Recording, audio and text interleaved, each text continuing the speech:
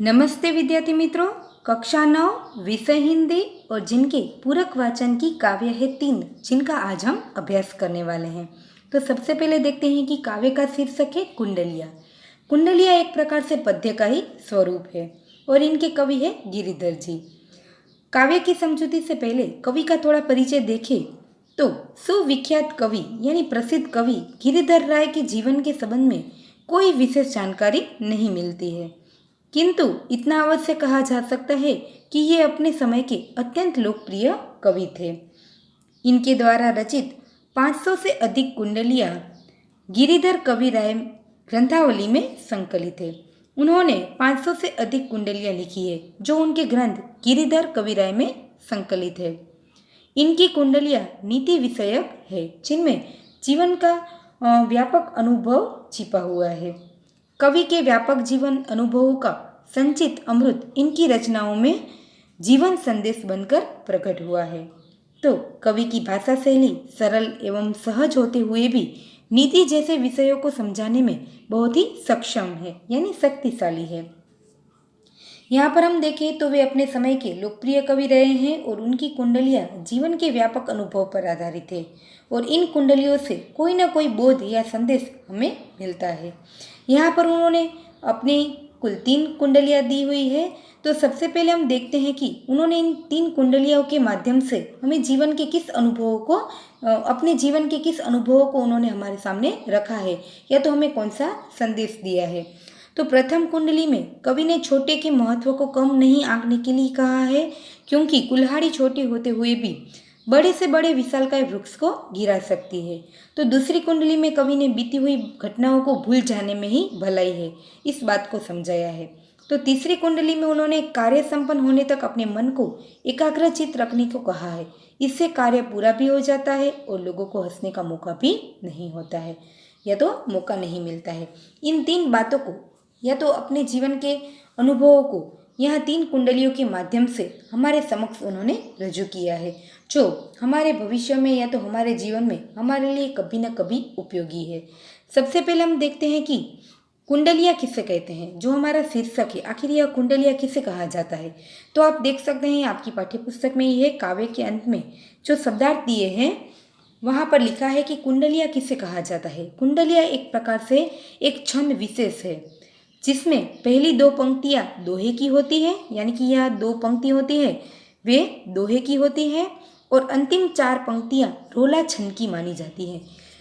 कुंडलियाँ एक प्रकार से हम देखें तो छंद और दोहे के मिश्रण से बना हुआ होता है, जिसमें प्रथम 2 पंक्तियाँ हैं वह दोहे की होती है और अंतिम 4 पंक्तियाँ रोला छंद की होती है। दोहे के अंतिम चरण को रोला छंद के प्रथम चरण के रूप में दोहराया जाता है। यहाँ आप देखेंगे कि लिखा है कि दोहे के अंतिम चरण को, यहाँ आप देख सकते हैं, दोहे के अंतिम चरण को रोला छंद के प्रथम चरण के रूप में दोहराया जाता है, यानी दूसरी बार उसी शब्द को दोहराया जाता है और पहला शब्द ही छंद का अंतिम शब्द माना जाता है। यहाँ आप देख सकते हैं पहला शब्द जो होगा वही छंद का अंतिम शब्द माना जाता है। तो यह उनकी विशेषता है कि आखिर कुंडलिया किसे कहा जाता है। कुंडलिया एक प्रकार से पद्य का स्वरूप है, जिसमें छंद और दोहे का मिश्रण होता है, जिनमें प्रथम 2 पंक्तियाँ होती है वह दोहे की होती है और अंतिम 4 पंक्तियाँ रोला छंद की मानी जाती है। और जिसमें हम देखें तो दोहे के अंतिम चरण को ही रोला छंद के प्रथम चरण में दोहराया जाता है और पूरी कुंडलिया का पहला जो शब्द होगा वही उनका अंतिम शब्द होगा। यही उनकी विशेषता है। तो अब हम इन कुंडलियों को समझते हैं कि इन कुंडलियों के माध्यम से कवि ने अपने जीवन के किन अनुभवों को हमारे सामने रखा है।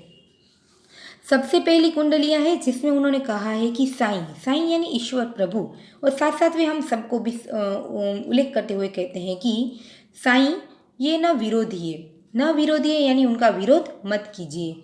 छोटे बड़े सब भाई, भाई का अर्थ होता है पसंद होना। यहाँ पर गिरिधर जी कहते हैं कि हे प्रभु ये न विरोधी है, छोटे बड़े सब भाई, ऐसे भारी वृक्ष को कुलहरी देत गिराए।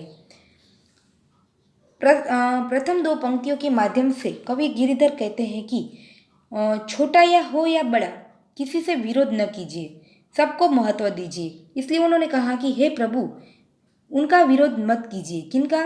छोटा हो चाहे व्यक्ति बड़ा हो, उन सबको महत्व दीजिए, उनका विरोध ना कीजिए। ऐसे भारी वृक्ष को कुल्हाड़ी देत गिराए। यहाँ पर उन्होंने वृक्ष और कुल्हाड़ी के उदाहरण के द्वारा समझाया है कि जैसे वृक्ष कितना बड़ा और भारी होता है, फिर भी छोटी कुल्हाड़ी उसे जमीन पर गिरा देती है। उसके लिखा है आगे कि कुल्हाड़ी देत गिराए, मारी के जमी गिराए। मारी यानी उसको गिरा सकती है। उन कुल्हाड़ी एक छोटी होते हुए भी वे भारी से भारी वृक्ष पर घा लगाकर उनके टुकड़े टुकड़े कर उनको गिरा सकती है, यानी उनको मार सकती है। टुक टुक के काटी समंदर में दहक बहाई। कुल्हाड़ी छोटी होने के बावजूद भी वे बड़े से बड़े विशालकाय वृक्ष के टुकड़े टुकड़े करके उन्हें समंदर में बहाने की ताकत भी रखती है। इसलिए उन्होंने कहा है कि छोटे और बड़े दोनों को उतना ही महत्व देना चाहिए। कोई भी चीज़ को या तो व्यक्ति को छोटा समझकर उनका तिरस्कार नहीं करना चाहिए।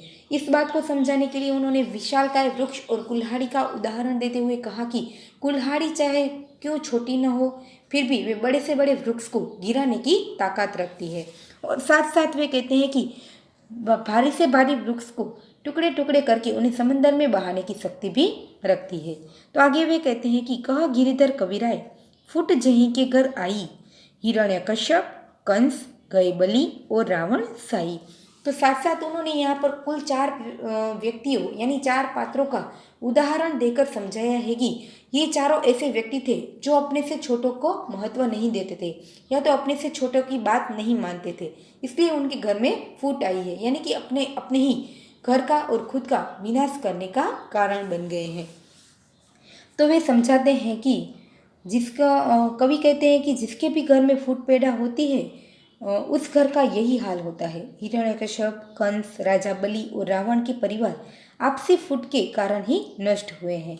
तो आप यहाँ देख सकते हैं कि प्रस्तुत कुंडलीय के माध्यम से कवि ने छोटों और बड़ों दोनों को महत्व देने के बारे में समझाया है, क्योंकि जो कार्य कभी कभी छोटे लोग कर जाते हैं वे कभी कभी बड़े लोग भी नहीं कर सकते हैं। इसलिए हमें एक संदेश मिलता है कि हमें हमारे जीवन में कभी भी छोटों का तिरस्कार नहीं करना चाहिए या तो छोटा समझकर उनका विरोध नहीं करना चाहिए, क्योंकि कभी कभी छोटे लोग जो काम करते हैं वे कभी कभी बड़े नहीं कर पाते हैं।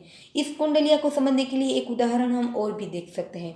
चाहे सुई कितनी भी छोटी क्यों न हो, फिर भी वे जोड़ने का काम करती है, और तलवार उनके सामने बड़ी होते हुए भी वह क्या करती है, युद्ध में रक्षा तो करती है लेकिन वह झगड़े होने का भी कारण बन जाती है।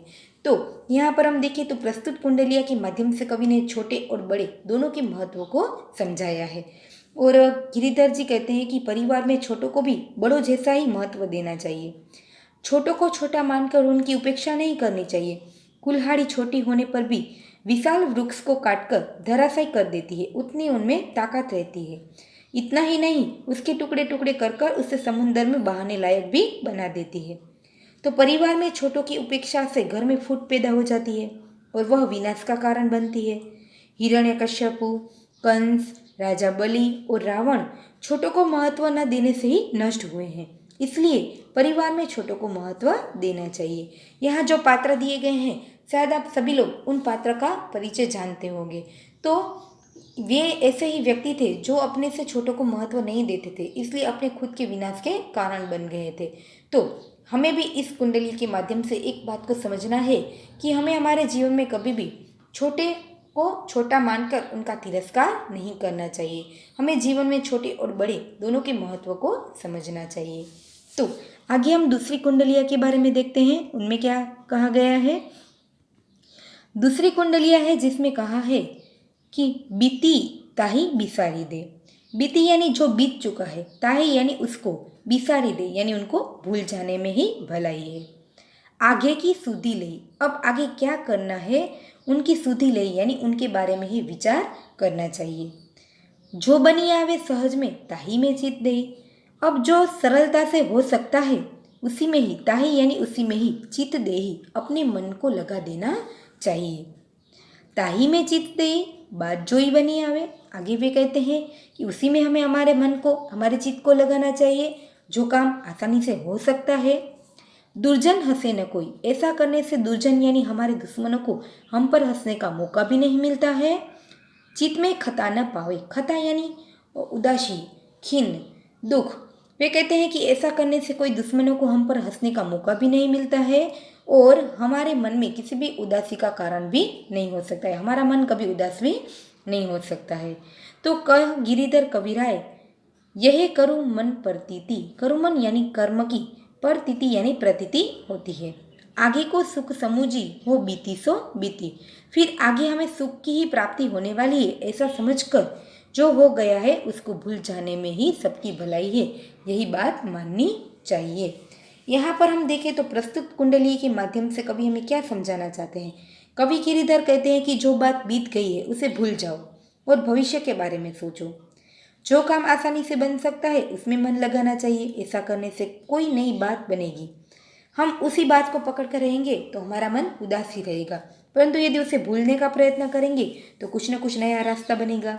इस तरह किसी दुष्ट को हंसी उड़ाने का अवसर प्राप्त नहीं होगा और तुम्हारे मन में कोई अपराध भाव भी पैदा नहीं होगा। तो गिरिधर कविराय कहते हैं कि विश्वास करने योग्य यही बात है कि जो बीत गया है उसे भूल जाओ और भविष्य पर ध्यान दो। तो हम एक बात समझ सकते हैं कि यदि हमारे जीवन में कोई ऐसी घटना घटित हुई है जिनसे हमारा मन कोई अपराध भाव प्रकट करता है तो हमें क्या करना है, ऐसे वक्त उसी बात को पकड़ कर रहने से हमें हमारे जीवन को बर्बाद नहीं करना है, परंतु जो हो चुका है उसे भूल जाकर आगे क्या करना है उसमें ही हमारे मन को लगा देना है। इसलिए उन्होंने कहा है कि बीती हुई बातों को याद करने से कोई लाभ नहीं है, उन्हें भूल जाना ही अच्छा होता है। उन्हें भूलने के लिए हमें किसी सरल और रोचक काम में हमें हमारे मन को लगा देना चाहिए। ऐसा करने से कोई नई बात तो बनेगी और मन अपराध भाव से भी बचा रहेगा और मन को शांति प्राप्त होगी। किसी दुर्जन यानी दुश्मनों को भी हंसने का मौका नहीं मिलेगा हम पर, और इसलिए समझदारी इसी में है कि जो बीत गया है उसे भूलकर भविष्य पर ध्यान देना चाहिए। तो दूसरी जो कुंडलियाँ हैं उनसे हमें यही बात सीखने को मिलती है कि जो घटना होने वाली थी वो तो हो चुकी, अब उसे भूलकर आगे क्या करना है उसमें ही हमें हमारे मन को लगाना है। तीसरी कुंडलियाँ देखते हैं कि जिसमें कवि गिरिधर हमें क्या समझाने का प्रयत्न करते हैं या तो उन्होंने हमें क्या कहा है। तो वे कहते हैं कि साईं अपने चित्त की भूली न कहिए कोई। साईं यानी हे प्रभु, यह तो हमारे लिए कहते हैं कि हे मनुष्य, अपने चित्त की यानी अपने मन की भूली न कहिए कोई, अपने मन की कोई भी बात भूल से भी किसी से नहीं कहनी चाहिए। तबलग मन में राखी यानी तब तक अपने मन में राखिए जबलग कारज न होई। हमें हमारे मन की बात को तब तक हमारे मन में रखनी है जब तक कारज यानी हमारा कार्य नहीं हो जाता। जबलग कारज होई भूली कबू न कहिए, जब तक काम न हो तब तक भूल से भी किसी को नहीं कहना चाहिए। दुर्जन हंसे न कोई, दुश्मन को हम पर हंसने का मौका नहीं मिलता है। आप सियरे है रहिए, सियरे यानी आपको मन से भी एक प्रकार की शांति का अनुभव होता है, मन शांत रहता है। कह गिरिधर कबीराय, घात चतुरन बात चतुरना की ताई। यदि कोई बात है तो वह चतुरन यानी चतुरन की ताई, समझदार के लिए वह बात हमारा कार्य ही उसे समझा देता है। करतुती कही देत, आप कहिए न साईं। करतुती यानी हमारा जो कार्य होगा वही लोगों को बता देगा कि हमने कैसा कार्य किया है, हमें कहने की कोई ज़रूरत ही नहीं है। तो प्रस्तुत कुंडली के माध्यम से कवि गिरिधर राय कहना चाहते हैं कि हमें हमारे मन की बात भूल से भी किसी को नहीं कहने चाहिए। वे कहते हैं कि आपके मन में जो विचार या योजना हो उसे भूलकर भी किसी के सामने प्रकट मत कीजिए। उसे तब तक अपने मन में ही रखिए जब तक वह पूरा न हो जाए। उसे छिपाने से किसी दुष्ट को आपकी हंसी उड़ाने का मौका न मिलेगा और आप भी शांत रहेंगे। गिरिधर कविराय कहते हैं कि समझदारों के लिए आपकी करतूत या किया हुआ काम ही बहुत है। वही उन्हें सब कुछ बता देगा, आपको कुछ बताने की ज़रूरत ही नहीं पड़ेगी। वे हमें कहते हैं कि समझदार आदमी को अपने मन की बात या अपनी कोई भी योजना अपने तक ही सीमित रखनी चाहिए। भूलकर भी उसे तब तक किसी को नहीं बतानी चाहिए जब तक कार्य पूरा न हो जाए। ऐसा करने से दूसरों को हंसी उड़ाने का मौका भी नहीं मिलेगा और अपना मन भी शांत रहेगा। अपना कार्य बन जाने पर उसे देखकर लोग अपने आप समझ जाएंगे और हमें किसी को कुछ भी बताने की ज़रूरत ही नहीं पड़ेगी। इसलिए हमें यदि हम हमारा कोई भी कार्य करना चाहते हैं तो भूलकर भी उसको किसी से बताना नहीं चाहिए।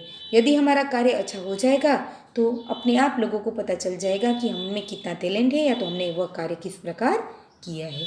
तो विद्यार्थी मित्रों, यहाँ पर पूरी कुंडली के माध्यम से हमने देखा कि कवि गिरिधर राय ने अपने जीवन के अनुभवों को हमारे समक्ष किस प्रकार रखा है, या तो कुंडलियाँ किसे कहते हैं, कुंडलियाँ की विशेषता क्या है, और इन 3 कुंडलियों के माध्यम से उन्होंने हमें कौन सी महत्वपूर्ण बात को बताया। पहली कुंडली के माध्यम से उन्होंने छोटे बड़े दोनों को महत्व देना चाहिए।